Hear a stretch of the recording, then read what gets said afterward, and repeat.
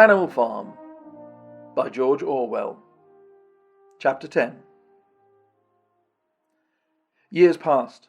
The seasons came and went. The short animals' lives fled by. A time came when there was no one who remembered the old days before the rebellion, except Clover, Benjamin, Moses the raven, and a number of the pigs. Muriel was dead. Bluebell, Jessie, and Pincher were dead. Jones, too, was dead. He had died in an inebriate's home in another part of the country. Snowball was forgotten. Boxer was forgotten, except by the few who had known him. Clover was an old, stout mare now, stiff in the joints and with a tendency to rheumy eyes. She was 2 years past the retiring age, but in fact no animal had actually ever retired. The talk of setting aside a corner of the pasture for superannuated animals had long since been dropped. Napoleon was now a mature boar of 24 stone. Squealer was so fat that he could with difficulty see out of his eyes. Only old Benjamin was much the same as ever, except for being a little greyer about the muzzle, and since Boxer's death, more morose and taciturn than ever. There were many more creatures on the farm now, though the increase was not so great as had been expected in earlier years.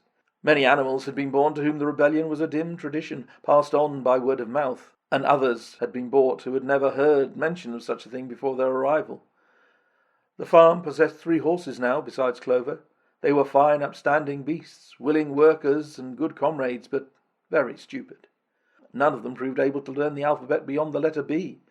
They accepted everything that they were told about the rebellion and the principles of animalism, especially from Clover, for whom they had an almost filial respect. It was doubtful whether they understood very much of it. The farm was more prosperous now and better organized. It had been enlarged by 2 fields which had been bought from Mr. Pilkington. The windmill had been successfully completed at last, and the farm possessed a threshing machine and a hay elevator of its own, and various new buildings had been added to it. Whymper had bought himself a dog-cart. The windmill, however, had not after all been used for generating electrical power. It was used for milling corn, and brought in a handsome money profit. The animals were hard at work building yet another windmill. When that one was finished, so it was said, the dynamos would be installed. But the luxuries of which Snowball had once taught the animals to dream, the stalls with electric light and hot and cold water, and the 3-day week, were no longer talked about. Napoleon had denounced such ideas as contrary to the spirit of animalism. The truest happiness, he said, lay in working hard and living frugally. Somehow it seemed as though the farm had grown richer without making the animals themselves any richer, except, of course, for the pigs and the dogs. Perhaps this was partly because there were so many pigs and so many dogs. It was not that these creatures did not work, after their fashion. There was, as Squealer was never tired of explaining, endless work in the supervision and organization of the farm. Much of this work was of a kind that the other animals were too ignorant to understand. For example, Squealer told them that the pigs had to expend enormous labours every day upon the mysterious things called files, reports, minutes, and memoranda. These were large sheets of paper which had to be closely covered with writing, and as soon as they were so covered, they were burnt in the furnace. This was of the highest importance for the welfare of the farm, Squealer said. But still, neither pigs nor dogs produced any food by their own labour, and there was very many of them, and their appetites were always good. As for the others, their life, so far as they knew, was as it had always been. They were generally hungry, they slept on straw, they drank from the pool, they laboured in the fields. In the winter they were troubled by the cold, and in the summer by the flies. Sometimes the older ones among them racked their dim memories and tried to determine whether in the old days of the rebellion, when Jones's expulsion was still recent, things had been better or worse than now. They could not remember. There was nothing with which they could compare their present lives.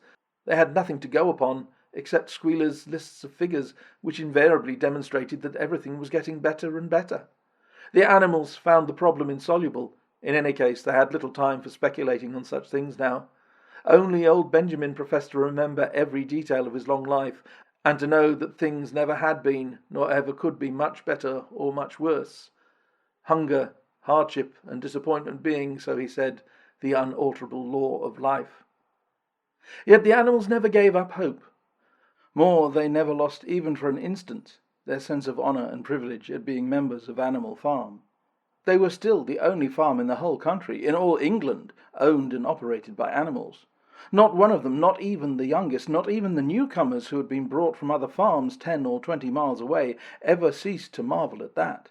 And when they heard the gun booming and saw the green flag fluttering at the masthead, their hearts swelled with imperishable pride, and the talk turned always towards the old heroic days, the expulsion of Jones, the writing of the 7 Commandments, the great battles in which the human invaders had been defeated.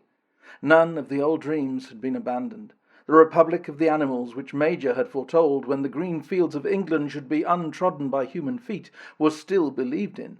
Some day it was coming. It might not be soon. It might not be within the lifetime of any animal now living. But still, it was coming. Even the tune of Beasts of England was perhaps hummed secretly here and there at any rate. It was a fact that every animal on the farm knew it, though no one would have dared to sing it aloud. It might be that their lives were hard and that not all of their hopes had been fulfilled, but they were conscious that they were not as other animals. If they went hungry, it was not from feeding tyrannical human beings. If they worked hard, at least they worked for themselves. No creatures among them went upon 2 legs. No creature called any other creature master. All animals were equal. One day in early summer, Squealer ordered the sheep to follow him, and led them out to a piece of waste ground at the other end of the farm, which had become overgrown with birch saplings. The sheep spent the whole day there, browsing at the leaves under Squealer's supervision. In the evening he returned to the farmhouse himself, but as it was warm weather, told the sheep to stay where they were. It ended by their remaining there for a whole week, during which time the animals saw nothing of them. Squealer was with them for the greater part of every day. He was, he said, teaching them to sing a new song, for which privacy was needed. It was just after the sheep had returned, on a pleasant evening when the animals had finished work and were making their way back to the farm buildings, that the terrified neighing of a horse sounded from the yard. Startled, the animals stopped in their tracks. It was Clover's voice. She neighed again, and all the animals broke into a gallop and rushed into the yard. Then they saw what Clover had seen. It was a pig walking on his hind legs. Yes, it was Squealer, a little awkwardly, as though not quite used to supporting his considerable bulk in that position, but with perfect balance. He was strolling across the yard. And a moment later, out from the door of the farmhouse, came a long file of pigs, all walking on their hind legs. Some did it better than others. 1 or 2 were even a trifle unsteady, and looked as though they would have liked the support of a stick. But every one of them made his way right round the yard successfully, and finally there was a tremendous baying of dogs, and a shrill crowing from the black cockerel, and out came Napoleon himself, majestically upright, casting haughty glances from side to side, and with his dogs gambolling round him. He carried a whip in his trotter. There was a deadly silence. Amazed, terrified, huddled together, the animals watched the long line of pigs march slowly round the yard. It was as though the world had turned upside down. Then there came a moment when the first shock had worn off, and when, in spite of everything, in spite of their terror of the dogs and of the habit, developed through long years of never complaining, never criticizing, no matter what happened, they might have uttered some word of protest. But just at that moment, as though at a signal, all the sheep burst out into a tremendous bleating of 4 legs good, 2 legs better, 4 legs good, 2 legs better, 4 legs good, 2 legs better. It went on for 5 minutes without stopping, and by the time the sheep had quieted down, the chance to utter any protest had passed, for the pigs had marched back into the farmhouse. Benjamin felt a nose nuzzling at his shoulder. He looked round. It was Clover. Her old eyes looked dimmer than ever. Without saying anything, she tugged gently at his mane and led him round to the end of the big barn where the 7 Commandments were written. For a minute or 2 they stood gazing at the tattered wall with its white lettering. "My eyesight is failing," she said finally. "Even when I was young I could not have read what was written there, but it appears to me that the wall looks different. Are the 7 Commandments the same as they used to be, Benjamin?" For once Benjamin consented to break his rule, and read out to her what was written on the wall. There was nothing there now except a single commandment. It ran, All animals are equal, but some animals are more equal than others. After that, it did not seem strange when next day the pigs who were supervising the work of the farm all carried whips in their trotters. It did not seem strange to learn that the pigs had bought themselves a wireless set, were arranging to install a telephone, and had taken out subscriptions to John Bull, Titbits, and the Daily Mirror. It did not seem strange when Napoleon was seen strolling in the farmhouse garden with a pipe in his mouth. No, not even when the pigs took Mr. Jones's clothes out of the wardrobes and put them on, Napoleon himself appearing in a black coat, rat-catcher breeches, and leather leggings, while his favourite sow appeared in the watered silk dress which Mrs. Jones had been used to wear on Sundays. A week later, in the afternoon, a number of dog-carts drove up to the farm. A deputation of neighbouring farmers had been invited to make a tour of inspection. They were shown all over the farm and expressed great admiration for everything they saw, especially the windmill. The animals were weeding the turnip field. They worked diligently, hardly raising their faces from the ground, and not knowing whether to be more frightened of the pigs or of the human visitors. That evening, loud laughter and bursts of singing came from the farmhouse, and suddenly, at the sound of the mingled voices, the animals were stricken with curiosity. What could be happening in there, now that for the first time animals and human beings were meeting on terms of equality? With one accord, they began to creep as quietly as possible into the farmhouse garden. At the gate they paused, half frightened to go on, but Clover led the way in. They tiptoed up to the house, and such animals as were tall enough peered in at the dining-room window. There, round the table, sat half a dozen farmers and half a dozen of the more eminent pigs, Napoleon himself occupying the seat of honour at the head of the table. The pigs appeared completely at ease in their chairs. The company had been enjoying a game of cards, but had broken off for the moment, evidently in order to drink a toast. A large jug was circulating, and the mugs were being refilled with beer. No one noticed the wandering faces of the animals that gazed in at the window. Mr. Pilkington of Foxwood had stood up, his mug in his hand. In a moment he said he would ask the present company to drink a toast, but before doing so there were a few words he felt it incumbent upon him to say. It was a source of great satisfaction to him, he said, and he was sure to all others present, to feel that a long period of mistrust and misunderstanding had now come to an end. There had been a time, not that he or any of the present company had shared such sentiments, but there had been a time when the respected proprietors of Animal Farm had been regarded, he would not say with hostility, but perhaps with a certain measure of misgiving by their human neighbours. Unfortunate incidents had occurred, mistaken ideas had been current. It had been felt that the existence of a farm owned and operated by pigs was somehow abnormal, and was liable to have an unsettling effect in the neighbourhood. Too many farmers had assumed, without due inquiry, that on such a farm a spirit of licence and indiscipline would prevail. They had been nervous about the effects upon their own animals, or even upon their human employees, but all such doubts were now dispelled. Today he and his friends had visited Animal Farm and inspected every inch of it with their own eyes, and what did they find? Not only the most up-to-date methods, but a discipline and an orderliness which should be an example to all farmers everywhere. He believed that he was right in saying that the lower animals on Animal Farm did more work and received less food than any animals in the country. Indeed, he and his fellow visitors today had observed many features which they intended to introduce on their own farms immediately.